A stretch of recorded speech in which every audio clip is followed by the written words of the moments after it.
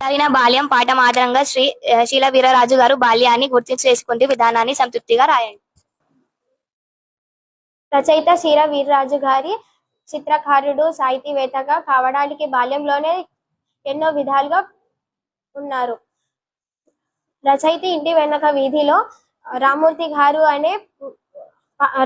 గారు పాఠాలు నేర్పించేవారు. రచయిత తన పాఠశాల పూర్తయిన వెంటనే తన ఇంటికి వెళ్లి ఎన్నో బొమ్మలు గీసేవారు. ఒకనాడు రాత్రి కిరోసిన్ ఆయిల్, బుడ్డి దీపం ఇలా ఎన్నో బొమ్మలు గీసేవారు. ఈ బొమ్మలు గీసిన రచయిత రామూర్తి గారు చూసి ఎంతో ఆనందించేవాళ్ళు. అలాగే తన ఇంటికి తీసుకువెళ్లి వాళ్ళ అమ్మ నాన్న వాళ్ళకు కూడా చూపించేవారు.